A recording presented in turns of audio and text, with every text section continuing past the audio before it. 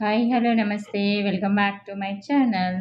MMV Telugu channel. Hello my dear lovely family members and friends. మీరందరూ ఎలా ఉన్నారు? నేను చాలా బాగున్నా.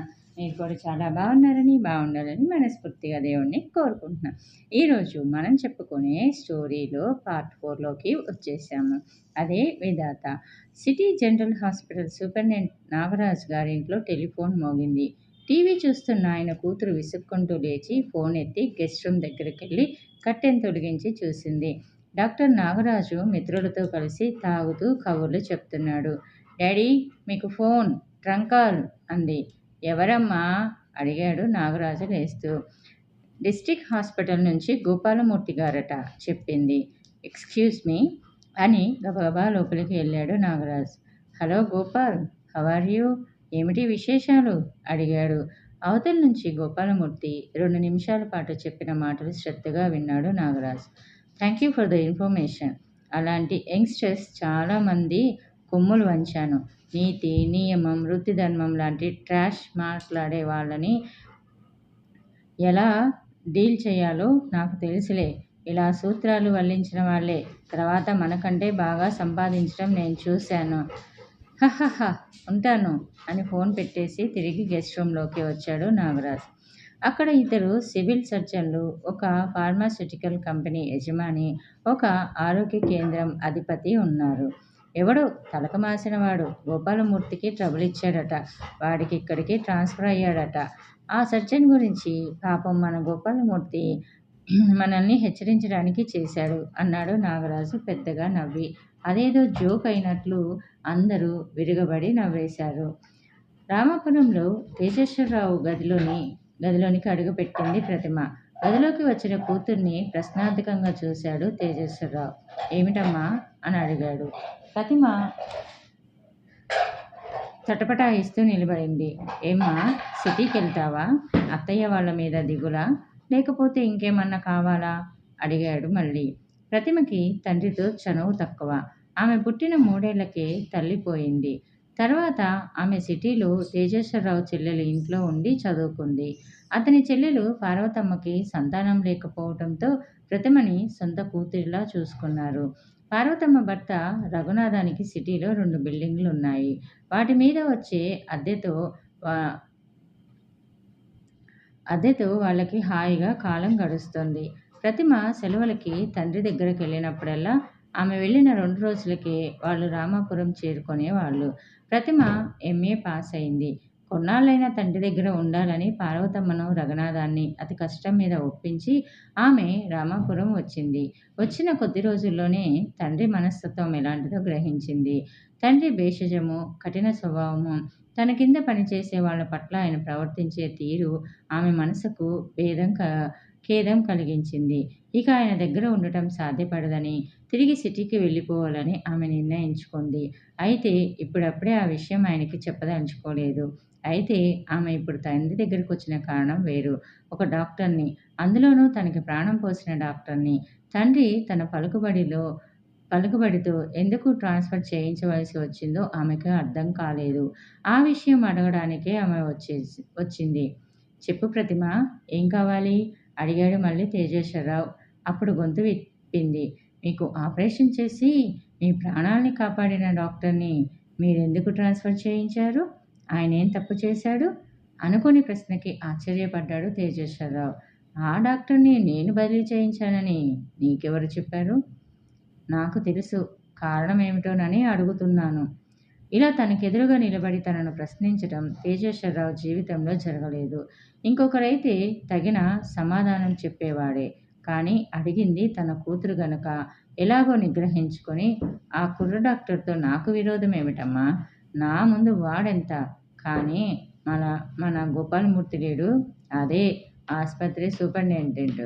అతని పరిపాలన బాగా లేదని, కనీసం అంబులెన్స్ అయినా ఆస్పత్రికి ఉపయోగించడం లేదని ఈ కుర్ర డాక్టరు పై వాళ్లకు కంప్లైంట్ ఇచ్చాడట. హెల్త్ డిపార్ట్మెంట్ వాళ్ళు ఆ విషయం కాస్త గోపాలమూర్తి చెవిన వేశారు. అతను నన్ను పట్టుకున్నాడు. ఎటూ మనకి అన్ని విధాలా కావాల్సిన వాడు కదా అని అభయం ఇచ్చి ఒక్క ఫోన్ కాల్ కొట్టాను. అంతే, అతను బదిలీ అయిపోయాడు చెప్పాడు తేజేశ్వరరావు. అది చాలా చిన్న విషయం అన్నట్లు. అంటే తప్పుడు పనులు యథేచ్ఛగా చేస్తూ ఎవరైనా ప్రశ్నిస్తే అతన్ని బదిలీ చేయిస్తాడన్నమాట. మనకి విరోధం లేకపోయినా మన ఫ్రెండ్ చెప్పాడు కదా అని ఆ డాక్టర్ని బదిలీ చేయించాలా? ఎందుకు? అడిగింది ప్రతిమ. ఎందుకంటే ఆ గోపాలమూర్తి నాకు అన్ని విధాలా కావలసినవాడు కనుక, నాకు ఆప్తుడు కనుక. అతను చేసేది మంచి పను, చెడ్డ పను నిర్ణయించాల్సింది మనం కాదు కనుక, అతనేం చేసినా నా వర్గం వాడు కనుక, నా మద్దతుదారుడు కనుక నేను అతన్ని సమర్థించాలి. అయినా ఇవన్నీ పెద్దవాళ్ళ విషయాలు. నీలాంటి చిన్నపిల్లలకి అర్థం కావు. నేను ఎన్నో పనులు చేస్తుంటాను. వాటికి కారణాలు అనేకం ఉంటాయి. కొన్నిటికైతే కారణాలే ఉండవు అన్నాడు తేజస్వరరావు కటువుగా. ప్రతిమ మరేం మాట్లాడలేదు. మౌనంగా వెనక్కి తిరిగింది. ఆమె గుమ్మం దగ్గరికి చేరుకోగానే తండ్రి అడిగాడు, ఆ కుర్ర డాక్టర్ బదిలీ అయితే నీకేంటి ఇంట్రెస్ట్ అని. ఆ ప్రశ్న అడిగిన తీరులోని ఆంతర్యం ఆమెకు వెంటనే అర్థమైంది. ఏం లేదు, మనం కాదు, మా నాన్నగారు తనకు సంబంధం లేకపోయినా ఎలాంటి పనులు చేయగలరు, అలాగే తనకు నిజంగా సాయపడ్డ వాళ్ళకి ఆయన ఎలాంటి సన్మానం చేస్తారో తెలుసుకుందామని అడిగాను. తెలుసుకున్నాను అంతే అని వెళ్ళిపోయింది. కూతురు పొగుడుతుందో హేళనగా మాట్లాడుతుందో తెలియక ఆమె వెళ్ళిన వైపు అలాగే చూస్తూ ఉండిపోయాడు తేజేశ్వరరావు. సిటీ జనరల్ హాస్పిటల్లో welcome to this great city general hospital mister Ravichandra. మీలాంటి యువకులు, అందులోనూ సర్జన్స్, ఈ హాస్పిటల్కి రావటం నాకెంతో సంతోషంగా ఉంది అన్నాడు city general hospital superintendent Nagaraj Ravichandra joining రిపోర్ట్ని అందుకుంటూ. థ్యాంక్ యూ సార్ అన్నాడు doctor Ravichandra. See mister Ravi, 2 విషయాలు మీకు చెప్పదలుచుకున్నాను. ఈ ఇన్స్టిట్యూషన్ ఒక ఓషన్ లాంటిది. ఎందరో డాక్టర్లు, నర్సులు, సిబ్బంది పనిచేస్తున్నారు. అందరివి విభిన్న మనస్తత్వాలు. ఎవరు తమ విషయంలో మరొకరు కలిగించుకోవటాన్ని సహించరు. మీరు మీ పని చూసుకుంటే పైకొస్తారు. అనవసర విషయాల్లో జోక్యం కలిగించుకుంటే ఆబాసు పాలవుతారు. ఈ విషయం గుర్తుంచుకుంటే మీకే ట్రబుల్ ఉండదు అన్నాడు డాక్టర్ నాగరాజు. ఆయన ఏం చెబుతున్నాడో క్షణం అర్థం కాలేదు రవిచంద్రకి. మీకు ఇప్పుడు అర్థం కాదులేండి, మెల్లగా అర్థమవుతుంది. అడ్జస్ట్ అయిపోతే అంతా హ్యాపీ అన్నాడు ఆయన అదో రకంగా నవ్వుతూ. నేను అడ్జస్ట్ అవ్వడానికి ప్రయత్నిస్తాను సార్ అన్నాడు రవిచంద్ర ఆయన్ని అంచనా వేయడానికి ప్రయత్నిస్తూ. గుడ్, ఇవాళే జాయిన్ అయ్యారుగా, సెలబ్రేట్ చేద్దాం. సాయంత్రం ఇంటికి రండి అన్నాడు నాగరాజ్ నవ్వుతూ. సారీ సార్, అలాంటివన్నీ నాకు ఇష్టం ఉండదు అన్నాడు రవిచంద్ర మొహమాట పడకుండా. అదిగో ఆదిలోనే హంసపాదు. ఈ క్షణం నుంచి నా మాట వినండి, పైకొస్తారు. మీకు మంచి సర్కిల్ని పరిచయం చేస్తాను, అందులోనూ బ్యాచులర్స్ కదా అన్నాడు. ఒక క్షణం ఆలోచించి, ఆల్ రైట్ సార్, సాయంత్రం 7 గంటలకి వస్తాను అని బయటికి వచ్చేశాడు రవిచంద్ర. తల వంచుకొని మేల్ సర్జికల్ వార్డులోకి నడుస్తున్నాడు. హాయ్ చంద్ర అన్న ఓ తీయటి కంఠం విని వెనక్కి తిరిగి చూశాడు. అతని గుండెల్లో చల్లుమంది. ఏవో పాత జ్ఞాపకాలు చుట్టుముట్టాయి.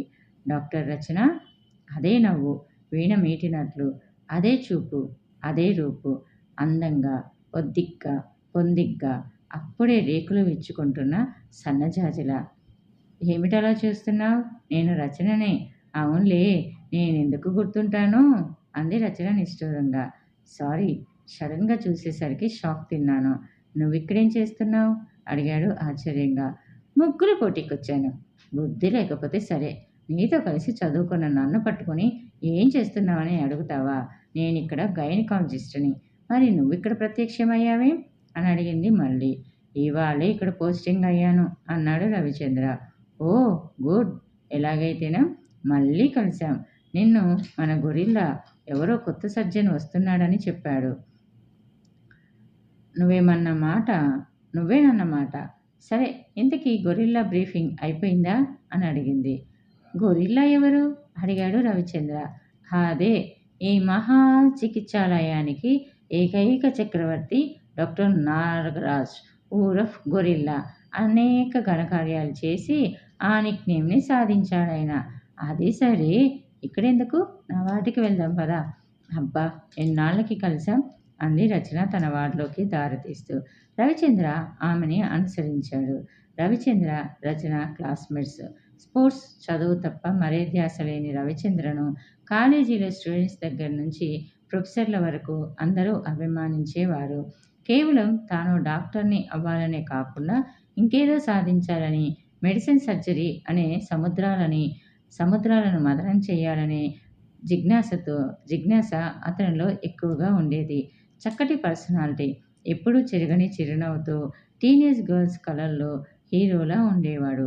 అతనితో స్నేహం చేయాలని ఎంతోమంది అమ్మాయిలు ప్రయత్నించేవారు. Ravichandra shuttle, badminton champion, state player. నేషనల్స్‌కి కూడా వెళ్ళాడు. తెల్లని నిక్కరు, స్పోర్ట్స్ బనియన్ వేసుకొని కోర్ట్‌లో బాలచంద్రుడిలా అతను షటిల్ ఆడుతుంటే ఆడపిల్లలకి అతను తమ గుండెల్లో విహరిస్తున్నట్లే ఉండేది. రచన రవిచంద్రన్‌ని అభిమానించటానికి అతని అందము, చదువు కారణం కాదు. అతని బ్యాడ్మింటన్ ఆట నైపుణ్యమే ఆమెని అమితంగా ఆకర్షించింది. రచన కూడా షటిల్‌లో టాప్ స్టార్. మెడిసిన్ మూడో సంవత్సరంలో మిక్స్డ్ డబుల్స్‌లో పార్ట్నర్స్‌గా రచనకి, రవిచంద్రకి పరిచయం ఏర్పడింది. అప్పట్నుంచి ఆ జంట మిక్స్డ్ డబుల్స్‌లో టాప్ ర్యాంకింగ్ జంటగా అందరి మన్ననలు పొందింది. కాలేజీ బ్యూటీ అయిన రచనని స్టూడెంట్స్ అంతా విపరీతంగా ఆరాధిస్తుండేవారు. అలా యువకుల కలల రాణిగా ఉండటం ఆమెకి రొటీన్ అయిపోయింది. అన్నిట్లోనూ హీరో అయిన రవిచంద్ర వెర్రి చూపులతో తన వెంట పడకపోవటం ఆమెకి మొదట ఆశ్చర్యాన్ని, తర్వాత కుతూహలాన్ని కలిగించాయి. టోర్నమెంట్స్‌లో తనకి పార్ట్నర్ అయిన తర్వాత రవిచంద్ర వ్యక్తిత్వంలోని గొప్పతనం స్పష్టంగా కనిపించింది. తనతో ఎంత చనువుగా ఉన్నప్పటికీ ఆ చనువులో ఏమాత్రం వెకిలితనం, దురుద్దేశం ఉండేది కాదు. అందుకే అతను పక్కనుంటే ఆమె ఒక సమున్నత శిఖరం పక్కన ఉన్నట్లే ఫీలయ్యేది.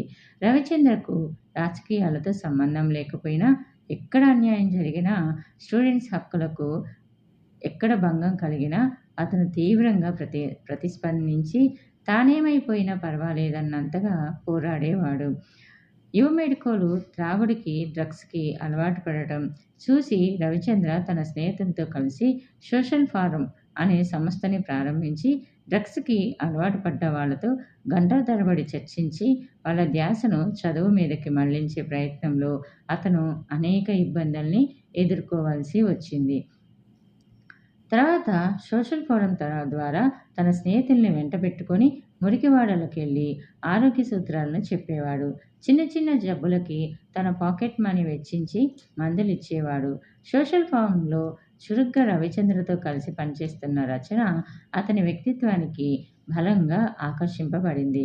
హౌస్ సర్జన్ పూర్తి కాగానే స్పెషలైజేషన్ చేయటానికి రచన మణిపాల్ వెళ్లాల్సి వచ్చింది. ఆ రోజు ఆఖరుగా వాళ్ళు కలుసుకున్న రోజు. బీచ్‌లో ఇసుక మీద పిచ్చి గీతలు గీస్తున్న రచన మనసు నిండా ఏవో ఆలోచనలు. ఏదో చెప్పాలని, ఎన్నో చెప్పాలని, తన మనసంతా అతని ముందు పరచాలని ఉంది. కానీ అతని సమక్షంలో ఆమె మనసు మూగబోయింది. గొంతు దాటి మాట బయటికి రావటం లేదు. చంద్ర, నేను ఎల్లుండే వెళ్ళిపోతున్నాను అంది చివరికి ఎలాగో. అతను అవునన్నట్లు తల ఊపాడు. ఆమెకి స్పెషలైజేషన్ కోసం మణిపాల్ వెళ్ళాలని లేదు. రవిచంద్ర తనతో ఏమాత్రం సహకరించినా తండ్రిని ఒప్పించి ఇక్కడే సెటిల్ అయిపోవాలని ఉంది. రవిచంద్ర తనని వెళ్ళొద్దంటాడని ఏమోలో ఆమె హృదయంలో ఆశ మిణుకుమంటుంది. మాట్లాడవేం చంద్ర?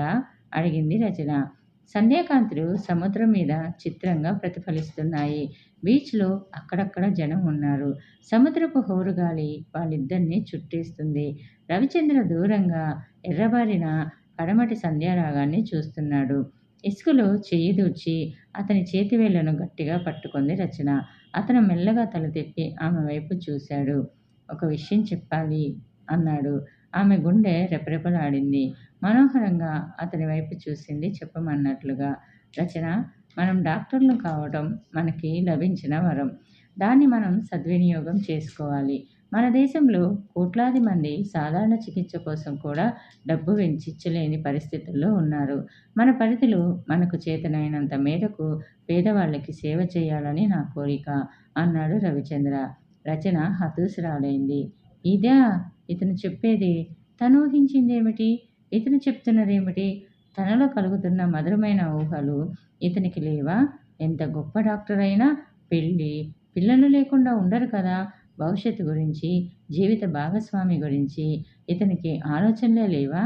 అది సరే, నేను వెళ్ళిపోతుంటే నీకు బాధగా లేదా చంద్ర అని అడిగింది చివరికి. ఎందుకు రచన? ఉత్తి ఎంబీబీఎస్తో సరిపెట్టకుండా స్పెషలైజ్ చేయడానికి వెళ్తున్నావు. ఆ అవకాశం ఎంతమందికి వస్తుంది? 2 ఏళ్ళు కళ్ళు మూసుకుంటే నువ్వు వచ్చేస్తావు. అప్పటికి నా కోర్స్ కూడా అయిపోతుంది. మళ్ళీ మనం కలుసుకుంటాం అన్నాడు రవిచంద్ర. తన ఆశయాలే తప్ప తన మనసులోని ప్రకంపనలు అతనికి అర్థం కావటం లేదా? లేక తన హృదయ ఘోష అర్థమయ్యే అలా మాట్లాడుతున్నాడా? మరి నేనొచ్చేసరికి నువ్వు పెళ్లి చేసేసుకొని తీరిక లేకుండా ఉంటావా?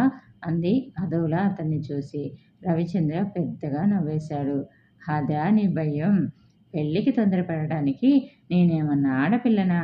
అని. చూడు రచన, బోర్డు కట్టి ప్రాక్టీస్ పెట్టి ధనం సంపాదించాలని నాకు లేదు.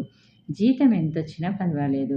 గవర్నమెంట్ హాస్పిటల్లో ప్రజల డాక్టర్గానే పనిచేస్తాను. కొంతకాలం పేదవాళ్ళ మధ్య గడిపిన వాళ్ళకి కొద్దిసేపైనా చేయకుండా నేను పెళ్లి చేసుకోను. అవును, ఇప్పుడు నా పెళ్లి విషయం ఎందుకొచ్చింది? అనుమానంగా అడిగాడు. అది నా భయం కనుక అని మనసులో అనుకొని పైకి మరేం లేదు, నాకు తెలియకుండా నువ్వు ఇంటివాడివైపోతావేమోనని అంది. నువ్వు రాకుండా, నీకు తెలియకుండా నేనొక ఇంటివాడిని, ఇంకో ఇంటివాడిని కాను. సరా అన్నాడు నవ్వుతూ. హమ్మయ్యా అనుకుంది రచన. ఎక్కడో దూరంగా సన్నని వెలుగురేఖ. ఆ రేఖే ఆమెకి కొండంత తృప్తిని ఇచ్చింది. ఇద్దరూ లేచి పక్కపక్కనే నడుస్తున్నారు. ఉన్నట్లుండి ఆమె అతని చేయి పట్టుకుంది. చంద్ర, నన్ను మర్చిపోవు కదూ? ఆమె కంఠం వణికింది. నెవ్వర్ అని అతను ఆమె చేతిని నొక్కి వదిలాడు. సముద్రాన్ని వెనుక వదిలి ఇద్దరూ ముందుకు సాగారు. హలో హలో, ఏమిటి? ఏ లోకంలో విహరిస్తున్నావు? అంటూ ఆమె ముఖం మీద చిటికెలు వేయటంతో గతం తాలూకు జ్ఞాపకాల్లోంచి బయటపడింది ఆమె. మరేం లేదు, నేను మణిపాల్ వెళ్ళాక ఎన్ని ఉత్తరాలు రాసావా అని గుర్తు తెచ్చుకునే ప్రయత్నం చేస్తున్నాను అంది రచన. రవిచంద్ర సిగ్గుపడ్డాడు. సారీ రచన, స్టడీస్లో పడి. అర్థమైంది. బుద్ధ భగవాన్, ఇప్పుడైనా విధి మనల్ని విచిత్రంగా కలిపింది గాని నీ చిరునామా కోసం వెతుకుతూ ముసలిదాన్నయ్యేదాన్ని నేను అని అంది. ఇంతలో గుండ్రాయిలా ఉన్న ఒక సిస్టర్ అక్కడికి వచ్చింది దొర్లుకుంటూ. డాక్టర్, 21 నెంబర్ బెడ్ పేషెంట్ గుండె దడగా ఉందని గోల చేస్తుంది. సిడేటివ్ ఇవ్వనా అని అడిగింది. నో, ముందు బీపీ తీసుకోండి అంది రచన. అవును, హ్యాపీగా నిద్రపోతుందిగా. కాదు, బీపీ నోట్ చేయండి అంది పెద్దగా. బైపాస్ సర్జరీ కాదు, లెప్రోస్కోపీ చేశాం. రచన టేబుల్ మీద చిన్నగా కొట్టి బీపీ నోట్ చేయండి అంది మెల్లగా. నేను అదే అనుకుంటున్నాను, బీపీ చూద్దామని. నేను అనుకుంటే బైపాస్ సర్జరీ అయినట్లు గోల చేస్తుంది పేషెంట్. అదే మీకు చెబుదాం అనుకుంటున్నాను అంది సిస్టర్. ఈమె సిస్టర్ గజలక్ష్మి, వీరు రవిచంద్ర. ఈరోజే ఇక్కడికి సర్జన్గా ఛార్జ్ తీసుకున్నారు అని పరిచయం చేసింది రచన. పాపం, ఏం చెప్పు అంది సిస్టర్. వీళ్ళు సర్జన్, ఇక్కడ ఈరోజే ఛార్జ్ తీసుకున్నారు కాస్త గట్టిగా చెప్పింది. కష్టాలు కలకాలం ఉంటాయా? ఇంత చిన్న వయసులోనే ఎంత కష్టం వచ్చింది? జాలిగా రవిచంద్రన్ ఒకసారి చూసి వెళ్ళిపోయింది సిస్టర్ గజలక్ష్మి. నవ్వు ఆపుకోలేకపోయారు ఇద్దరు. ఇలాంటి సిస్టర్ని ఇక్కడెలా ఉంచుకున్నారు? ఈవిడ ఆపరేషన్ థియేటర్లోకి వస్తే నానా బీభత్సం జరిగేలా ఉందిగా అన్నాడు. ఈ సిస్టర్కి మొదటి నుంచి చెవుడు లేదు. హాస్పిటల్లో డ్యూటీలో ఉండగా జరిగిన యాక్సిడెంట్తో వినికిడి శక్తిని కోల్పోయింది. అందుకే సింపతితో ఉద్యోగంలో ఉంచారు. పైగా మంచి వర్కర్ కూడా. హియరింగ్ ఎయిడ్ పెట్టుకుంటే బాగా వినిపిస్తుంది, కానీ అప్పుడప్పుడు అది తీసేసి అందరినీ ఇలా తికమక పెడుతుంది అని అంది. మరో తమాషా చెప్పనా? ఈవిడ గారి భర్త ఇదే హాస్పిటల్లో మేల్ నర్స్. అతని నాలుక మందం. ఆ అందగాడి మీద ఈవిడికి చచ్చేంత అనుమానం కూడా. అతని ముద్దు మాటలకి నర్సులు నవ్వు ఆపుకోలేరు. అదేదో లవ్ సిగ్నల్స్ ఇచ్చుకోవడం అనుకొని అనుమానం పడుతుంది అంటూ రచన నవ్వేసింది. ఇంతలో ఎవరో పిలవడంతో స్పెషల్ రూమ్లోకి వెళ్ళి 5 నిమిషాల్లో వెనక్కి వచ్చింది. ఇంక చెప్పు ఈ హాస్పిటల్ గురించి అన్నాడు. ఇది 50, 100 బెడ్డెడ్ హాస్పిటల్. సిటీలోకెల్లా పెద్దది. సివిల్ సర్జన్లు, అసిస్టెంట్లు కలిసి 50 మంది ఉన్నారు. చాలు చాలు ఈ స్టాటిస్టిక్స్ కాదు నేను అడిగింది. హాస్పిటల్ ఎలా పనిచేస్తుంది అని అన్నాడు ఆమెని కట్ చేస్తూ. చాలా వరస్ట్‌గా డాక్టర్లలో చాలామందికి ప్రైవేట్ ప్రాక్టీస్‌లున్నాయి. వాళ్ళ సొంత పేషెంట్లకి ఇక్కడ బెడ్లు, మందులు ఫ్రీ. ఇక్కడికొచ్చిన డబ్బున్న పేషెంట్‌కి ప్రైవేట్ నర్సింగ్ హోమ్‌లో ఆపరేషన్లు. మందుల కోట సప్లై అయిన వారం రోజులకే అయిపోతుంది. ప్రతి డిపార్ట్‌మెంటు అవినీతితో కుళ్ళిపోయింది. బియాండ్ హోప్స్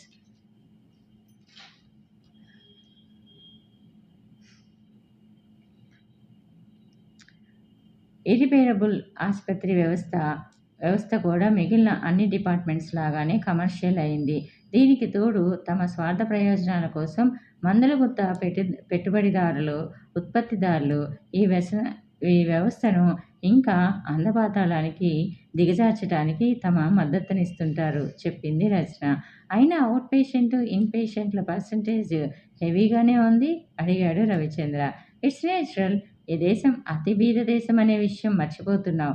వాతావరణ కాలుష్యం, ధ్వని కాలుష్యం, పౌష్టికాహార లోపం, మరీ ముఖ్యంగా ఆరోగ్య విషయంలో ప్రజలకు ప్రాథమిక అవగాహన లేకపోవటం వల్ల రోగాలు చాలా కామన్‌గా వస్తున్నాయి అని అంది. తర్వాత ఏం జరిగింది అనేది తెలుసుకోవాలి అనుకుంటున్నారా? అయితే నెక్స్ట్ ఎపిసోడ్ వరకు వెయిట్ చేయండి. అలానే మీ ఫ్రెండ్స్ అండ్ ఫ్యామిలీ మెంబర్స్‌కి షేర్ చేయండి. ఇంకా నా ఛానల్‌ని సబ్స్క్రైబ్ చేసుకోకుండా ఉన్నట్లయితే ఇప్పుడే సబ్స్క్రైబ్ చేసుకోండి. సబ్స్క్రైబ్ బటన్ రెడ్ కలర్‌లో ఉంటుంది. దాన్ని క్లిక్ చేస్తే బెల్ ఐకాన్ వస్తది. దాన్ని క్లిక్ చేసి ఆల్ అనే ఆప్షన్‌ని ఎంచుకుంటే ముందు ముందు నేను చెప్పే మరిన్ని ఇంట్రెస్ట్‌కరమైన సిరీస్ అప్డేట్స్ అన్నీ మీకు నోటిఫికేషన్ రూపంలోకి వచ్చేస్తాయి. ఓకేనా? Thanks for the watching.